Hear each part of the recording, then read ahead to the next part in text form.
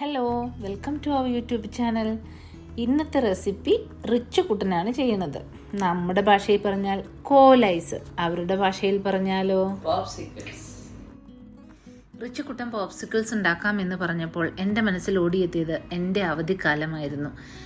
അവധി തുടങ്ങുമ്പോൾ തെങ്ങിൻ്റെ ഓല വെട്ടി മടലുകൊണ്ട് ഒരു ബാറ്റുമുണ്ടാക്കി ഒട്ടുപാല് കൊണ്ടൊരു ബോളും ഉണ്ടാക്കി ഞങ്ങൾ ക്രിക്കറ്റ് കളി തുടങ്ങുകയായി. കളിക്കാൻ കൂട്ടുകാരില്ല എന്ന പരാതിയൊന്നും ഞങ്ങളുടെ കുഞ്ഞുകാലത്തില്ലായിരുന്നു. ചുറ്റും ഇഷ്ടം പോലെ കൂട്ടുകാർ. അങ്ങനെ റിച്ചുകുട്ടൻ പോപ്സിക്കിൾസിന് വേണ്ട എല്ലാ സാധനങ്ങളും റെഡിയാക്കി. ക്രിക്കറ്റ് കളിക്കാനായി ചാച്ചൻ്റെ ചേട്ടൻ്റെയും അനിയൻ്റെയും മക്കൾ, പിന്നെ ചിഞ്ചു, മൊട്ട, അമ്പിളി, അനിത. ഞങ്ങളുടെ ലോകം വലുതായിരുന്നു. ഇതിനിടയിൽ റിച്ചുകുട്ടൻ പോപ്സിക്കിൾസിന് വേണ്ട സാധനങ്ങൾ ഓരോന്നായി ആഡ് ചെയ്തു തുടങ്ങി. ഒരു ചെറിയ കഷ്ണം ഇഞ്ചി, പഞ്ചസാര 4 സ്പൂൺ മാത്രമേ ആഡ് ചെയ്തിട്ടുള്ളൂ കേട്ടോ. റിച്ചുകുട്ടൻ ഒഴിക്കുന്നത് 7up ആയതുകൊണ്ടാണ് 4 സ്പൂണിൽ നിർത്തിയത്. വെള്ളമാണ് ആഡ് ചെയ്യുന്നത് എങ്കിൽ അതിനാവശ്യമുള്ള പഞ്ചസാര നിങ്ങൾ ചേർക്കണം. ഇനി അതിലേക്ക് 8 ഇതൾ പുതിനയാണ് ചേർത്തത്, പുതിനയുടെ ഇല. പിന്നീട് അതിലേക്ക് സർവ്വശക്തിയും എടുത്ത് പിഴിഞ്ഞെടുത്ത നാരങ്ങ നീര്. ഇതെല്ലാം കൂടി കുറച്ച് വെള്ളവും ചേർത്ത് മിക്സിയിൽ ഒന്ന് അരച്ചെടുക്കണം. ക്രിക്കറ്റ് കളിയുടെ പകുതിയാകുമ്പോഴേക്കും ടിങ് ടിങ് ടിങ് മണിയടിച്ചുകൊണ്ട് ഒരു പെട്ടി നിറയെ ഐസുമായി ഒരു സൈക്കിളുകാരനെത്തും. പിന്നെ ബാറ്റും ബോളും എറിഞ്ഞിട്ട് എല്ലാവരും അവരവരുടെ വീടുകളിലേക്ക് ഒരു ഓട്ടമാണ്. 2 പേരവിടെ നിൽക്കും കേട്ടോ, ഐസ് വരുന്ന സൈക്കിൾ പിടിച്ചു നിർത്താനായി. പൈസയുമായി പറന്നെത്തി ഐസും വാങ്ങി തികയാത്തത് ഷെയർ ചെയ്ത് കഴിച്ചിരുന്ന കാലം. അവിടെ മതമോ രാഷ്ട്രീയമോ വർണ്ണവിവേചനമോ ഞങ്ങളെ ബാധിച്ചിരുന്നില്ല.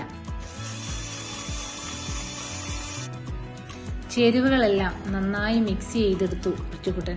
ഇനി അതിലേക്ക് അവൻ ആഡ് ചെയ്യുന്നത് 7up ആണ്. അതിന് പകരം വെള്ളം ഒഴിച്ചാലും മതി, പക്ഷെ പഞ്ചസാര കുറച്ചുകൂടി ആഡ് ചെയ്യേണ്ടതായിട്ടുണ്ടാവും. ആവശ്യത്തിന് 7up ഒഴിച്ച് നന്നായി മിക്സ് ചെയ്തതിന് ശേഷം 4 കണ്ടെയ്നറായിട്ടുള്ള ഐസ് ബോക്സിലേക്ക് പകർത്തി. തൊട്ടരികിലായി സസൂക്ഷ്മം വീക്ഷിച്ചുകൊണ്ട് കുഞ്ഞനുജൻ സച്ചുകുട്ടനും. അവൻ്റെ ടെൻഷൻ മൊത്തം 4 കണ്ടെയ്നറിൽ കൊള്ളാനുള്ള അത്രയും ജ്യൂസ് ഇത് ഉണ്ടാകുമോ, അതോ പഞ്ചസാര കറക്റ്റ് ആയിരിക്കുമോ, ഇങ്ങനെ പോകുന്നു സംശയങ്ങൾ. എന്തായാലും 4 കണ്ടെയ്നറിലും പാകത്തിന് തികഞ്ഞിരിക്കുന്നു. ഇനി നമുക്ക് വേണ്ടത് ഒരു സ്റ്റിക്കാണ്. 4ലും ഓരോ സ്റ്റിക്ക് ഇട്ടു. നെക്സ്റ്റ് പ്രൊസീജിയർ എന്ന് പറഞ്ഞാൽ ഇനി അത് ഫ്രീസ് ചെയ്യുകയാണ്. ഒരു ഓവർനൈറ്റ് ഫ്രീസ് ചെയ്താലും നല്ലതാണ്, അല്ലെങ്കിൽ രാവിലെ വെച്ചിട്ട് വൈകുന്നേരം ആകുമ്പോഴേക്കും ഇത് സെറ്റായിട്ടുണ്ടാവും. ഇനി ഒരു 2 മിനിറ്റ് പുറത്തെടുത്ത് വെച്ചാൽ അത് സിമ്പിളായിട്ട് ഊരിപ്പോരും. പിന്നെ നമുക്ക് ആഘോഷമായിട്ട് ഐസ് കഴിക്കാം. ഞാൻ ഒരു കാര്യം കൂടി പറയാൻ വിട്ടുപോയി. ഇത് ഡെക്കറേറ്റ് ചെയ്യുന്ന പരിപാടി കുഞ്ഞനിയൻ സച്ചുവിനായിരുന്നു.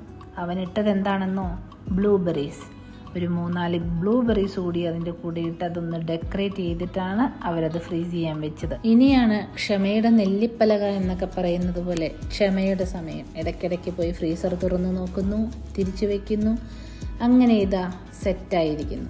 നമ്മുടെ ബാല്യകാല ഓർമ്മകളും ഈ കുഞ്ഞുങ്ങളുടെ ബാല്യകാല ഓർമ്മകളും എന്തൊരന്തരമാണല്ലേ.